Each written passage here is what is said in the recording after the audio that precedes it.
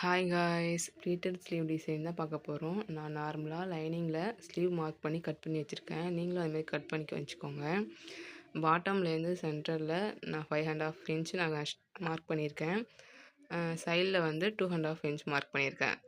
Mark பண்ணி அந்த 2 பாயிண்ட்டுமே நான் ஜாயின் பண்ணிக்கிறேன். நீங்கள் ஸ்லீவுக்கு ஏற்ற மாதிரி, ஸ்லீவ் சைஸ்க்கு ஏற்ற மாதிரி நீங்களும் இன்ச்சஸை வந்து எக்ஸ்டெண்ட் பண்ணிக்கலாம்.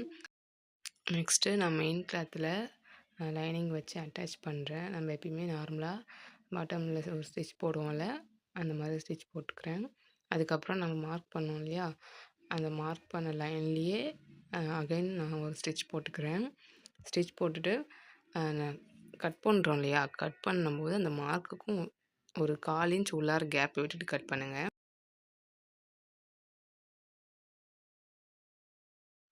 அப்புறம் நான் கட் பண்ணுற மாதிரி லைட்டாக ஒரு 1 இன்ச் கேப் விட்டு கட் பண்ணிக்கோங்க.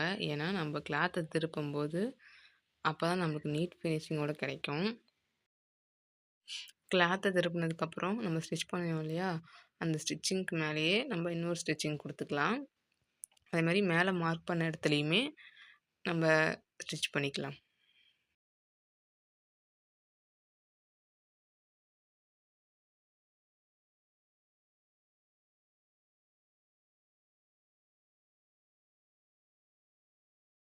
இந்த மாதிரி நீட்டாக நீங்களும் ஸ்டிச் பண்ணி வச்சுக்கோங்க. இப்போ அந்த கேப்பில் வந்து நம்ம சாரீ கிளாத் தான் ப்ளீட்டட் மாடலில் ஸ்டிச் பண்ணி அட்டாச் பண்ண போகிறோம்.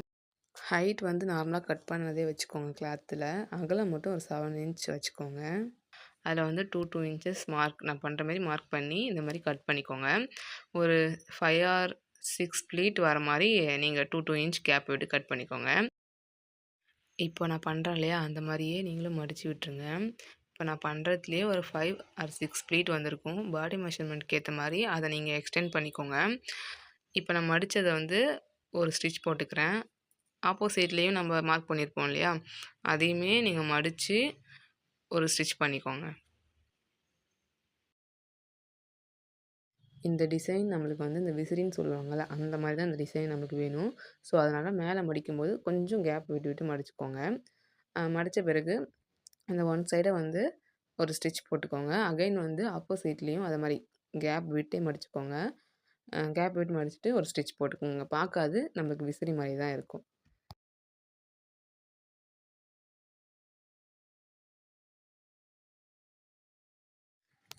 இது ஸ்டிச் பண்ணி முடிச்சாச்சு. நெக்ஸ்ட்டு வந்து இந்த டிசைனையும் ஆல்ரெடி நம்ம ஸ்டிச் பண்ணி வச்சுருந்தோம் இல்லையா, அதையும் அட்டாச் பண்ண போகிறோம். அட்டாச் பண்ணும்போது கரெக்டாக பண்ணுங்கள். நம்ம ஆல்ரெடி இன்ச்சஸ்லாம் அளந்து தான் கரெக்டாக வச்சுருக்கோம். ஸோ அட்டாச் பண்ணும்போது நீட்டாக அட்டாச் பண்ணுங்கள். அப்போ தான் பார்க்க ஸ்லீவ் நீட் அண்ட் பர்ஃபெக்டாக இருக்கும்.